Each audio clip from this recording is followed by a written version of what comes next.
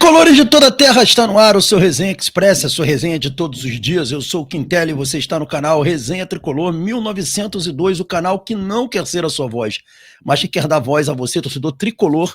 Fica aí, que está começando o Resenha Express.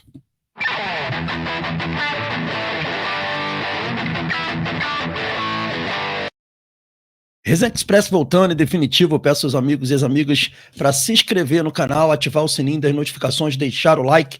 Fazendo isso, você diz ao YouTube que esse conteúdo é bom, ajuda a gente a engajar cada vez mais, então dê essa força pra gente aí, tá bom, galera? E um pedido também, pedir para que não esqueçam do hype, o hype é muito importante, quando vocês dão hype nesse vídeo, vocês fazem esse vídeo chegar a mais pessoas, então não esquece do hype, que é fundamental para o nosso trabalho, beleza? Galera, vamos falar de Fluminense. Hoje é dia de Fluminense, né? Então hoje tem jogo importantíssimo pelo Campeonato Brasileiro, Fluminense e Internacional. O Fluminense precisando aí de uma vitória para ficar mais próximo aí da chance de não se preocupar mais com o Campeonato Brasileiro. Chegaria a 44 pontos, com mais 3 chegaria a 47, aí acabou qualquer chance de sofrimento na temporada, né? O Fluminense joga às 5h30 da tarde no Maracanã contra o Internacional.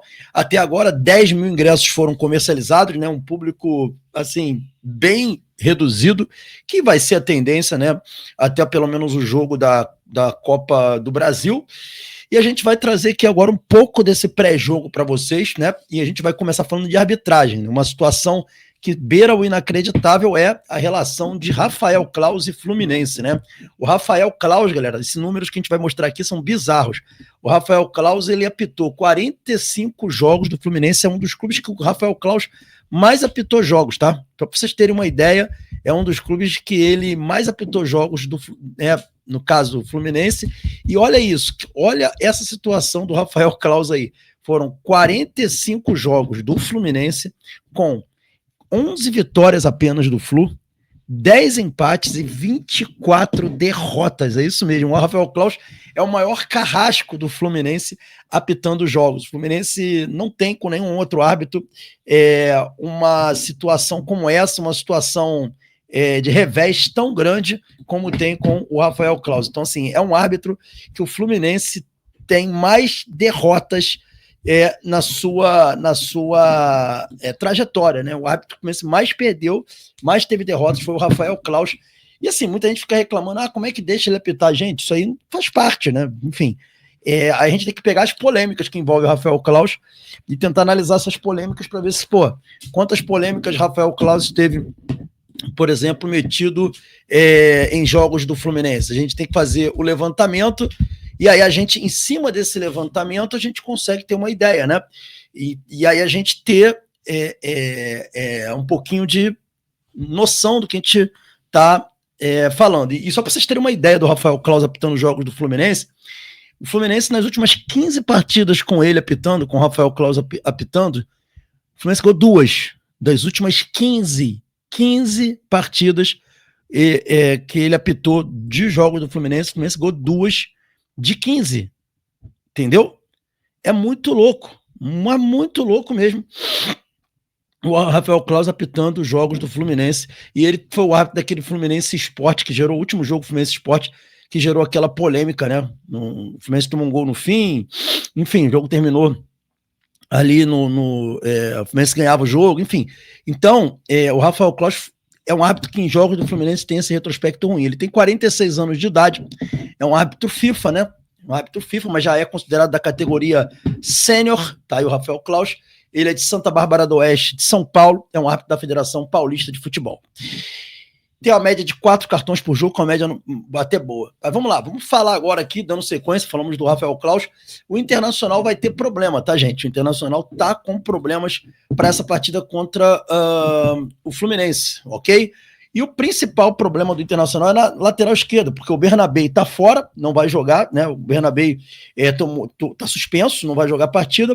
O jovem Alisson também suspenso, não vai poder jogar, né? Então são os 2 laterais do time que não vai estar à disposição, então o técnico vai ter que improvisar o Vitor Gabriel, né? Que é um jogador que é um zagueiro e que vai jogar na lateral esquerda. Além disso, o Internacional também não tem o zagueiro Vitão, né? Que sofreu lesão no ligamento medial colateral, E aí o Cleiton deve ir para a zaga, então mais um desfalque também. E além disso, o Aguirre, né? Também está fora também e não vai jogar, né? O Alan Benítez deve jogar, ou o Bruno Gomes. Então o Internacional aí com pelo menos 4 jogadores titulares desfalcando o time que vai para o jogo contra o Fluminense. Aí o técnico do Internacional tendo bastante dificuldades aí para montar o Internacional, o Ramon Dias, para montar o Internacional que vai para o jogo contra o Fluminense. Mas em contrapartida, o Alan Patrick está voltando, vai estar à disposição do técnico, mas o Internacional realmente vive aí momentos difíceis, né? A temporada inteira lidando com contusões em cima de contusões. Dito isso, para continuar aqui o nosso pré-jogo, a gente vai falar sobre o Fluminense, né? E o técnico Luiz Ubeldia tem uma dúvida apenas. Ele já praticamente definiu o Fluminense que vai a campo para essa partida contra o Internacional. Uma dúvida que ele tinha era na zaga entre Ignácio e Igor Rabelo. Ele já decidiu pelo Ignácio, pelos aqueles motivos que a gente já falou. O Ignácio está apto a jogar a Copa do Brasil, o Rabelo não. Então, por esse motivo, o Ignácio foi o escolhido para essa partida de hoje contra o Internacional. Então, essa definição já tem. Agora, uma dúvida o técnico Zubeldia tem, e uma dúvida nada aceitável, que é justamente no ataque. A dúvida dele é se ele começa o jogo com Cano e John Kennedy. Por incrível que pareça.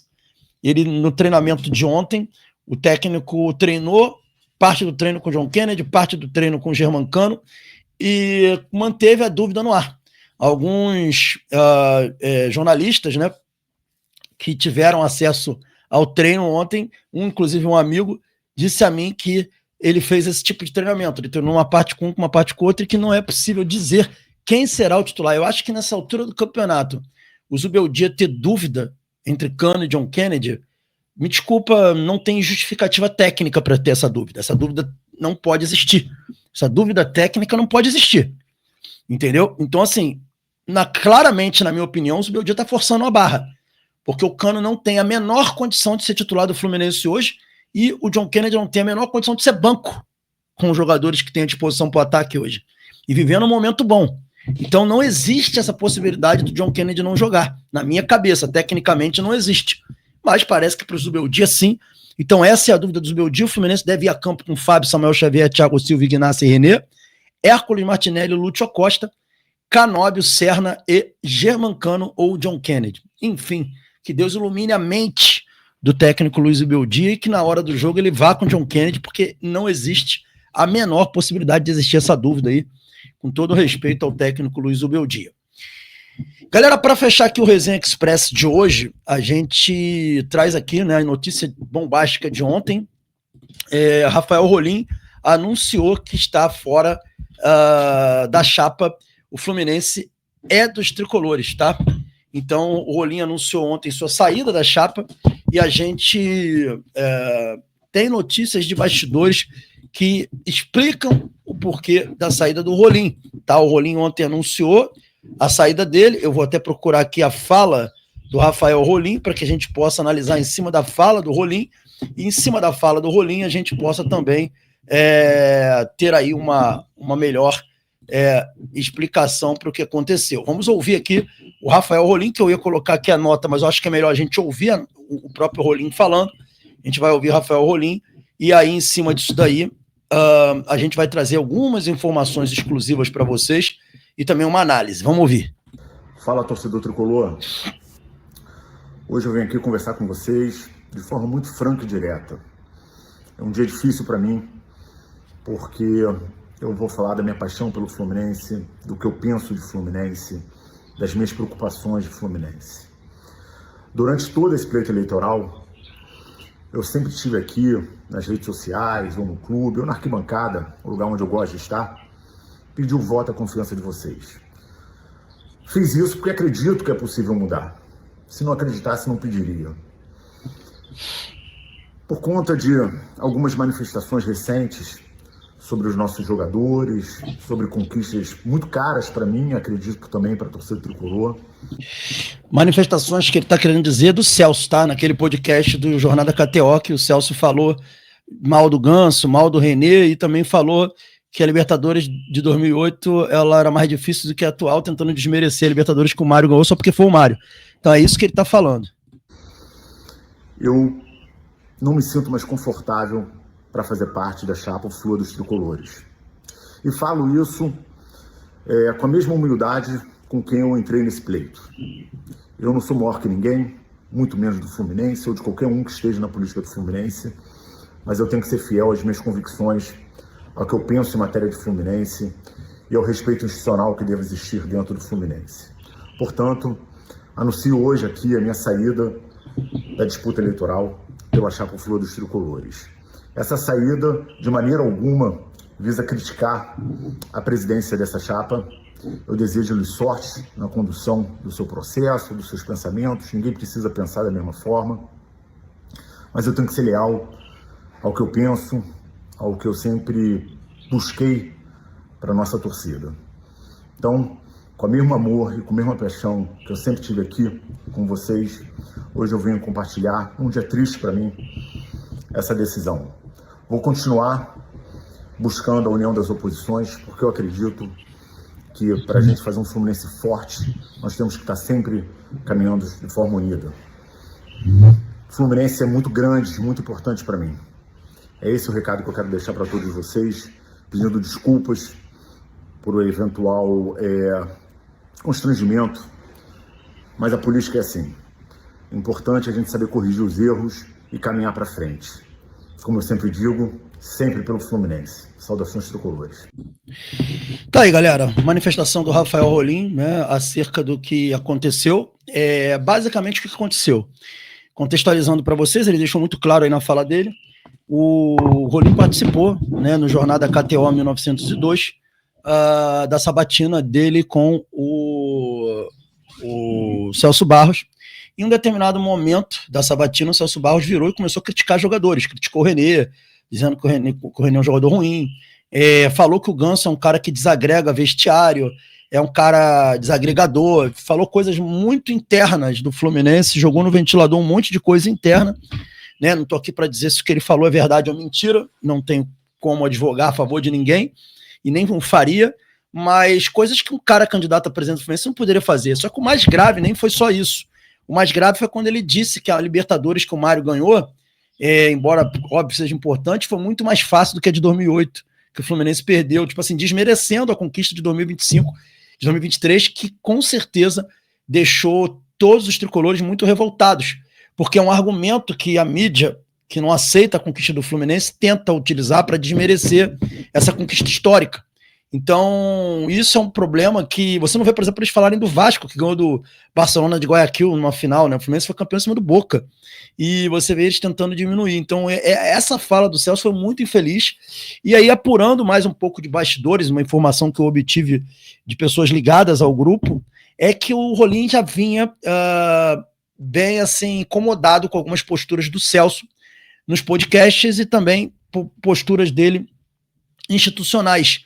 Né? Por exemplo, uma postagem que o Celso fez falando do Fernando Diniz, que ele mandou o torcedor do Fluminense tomar no cu, desculpa o palavrão, mas foi isso que ele falou, né? Atacando o Fernando Diniz nas redes sociais.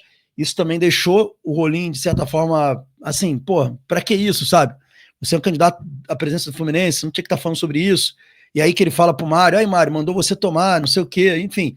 O Rolim não gostava desse tipo de postura do Celso, e essa questão da Jornada KTO foi a gota d'água para o Rafael Rolim se desligar da chapa. Inclusive, eu tô num grupo de WhatsApp em que o Rafael Rolim se manifestou antes de pedir para sair da chapa, dizendo que aquilo não representa a opinião dele. Nesse grupo que eu tô, ele escreveu, olha, isso não representa a minha opinião. Né?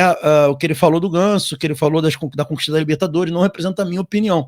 Então, isso gerou um grande caos interno na chapa, o Flu dos tricolores, e que fez o Rafael Rolim pedir para sair do grupo de apoio ao Celso Barros. Minha opinião básica sobre isso daí, tentar ser bem breve.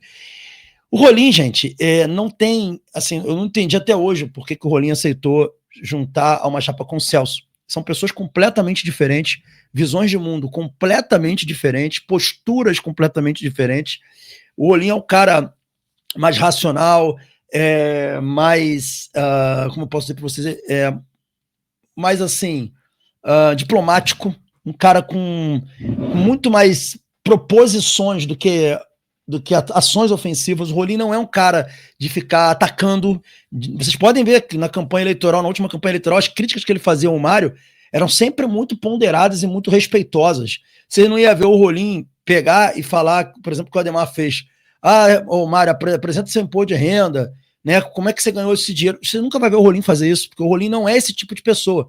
Na minha opinião, e eu não estou fazendo campanha, estou fazendo uma análise política, o Rolim é o cara mais preparado da oposição do Fluminense para, se tivesse apoio, e se tivesse uma base de apoio, ser uma pessoa representativa da oposição em condições de disputar o pleito com o Mário, pelo menos no que se refere ao caráter argumentativo, propositivo. Ele é um cara que é preparado.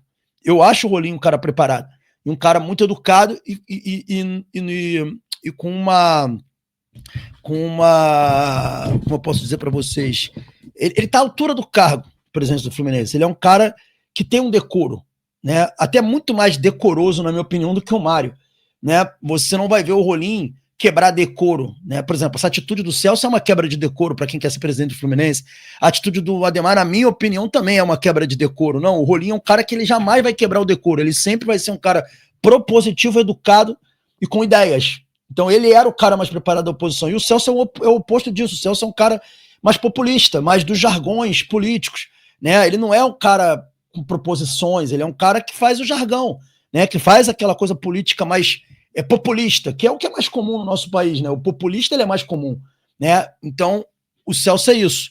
O Matheus, ele já tenta seguir uma linha mais do Mário propositiva. Por isso que o torcedor está cansado desse negócio de populismo. Então, por isso que o Rolim era o cara mais preparado para o debate, né, com o Matheus. Então, assim, era uma chapa que eu não conseguia entender por que se juntou. O Rolim, ele, na minha opinião, não tem nada a ver com o Celso. E a decisão do Rolim, na minha opinião, é acertada, né? Na verdade, ele errou quando quis aceitar essa união, mas ele aceitou porque o Rolim entendia que o Celso era um nome mais forte para poder competir em termos de proporção do nome. Mas, quando o Celso fala, ele acaba derrubando tudo que ele tem de popularidade. Enfim, é uma pena para as oposições, porque está toda rachada, então para a situação é muito bom, fica numa situação muito confortável para vencer as eleições. Esses foram alguns bastidores para vocês, tá bom, galera? Saudações tricolores, fiquem com Deus e até o próximo vídeo. Um abraço. Hoje, depois do jogo, às 19h30, tem pós-jogo aqui no canal. Guardo vocês. Valeu.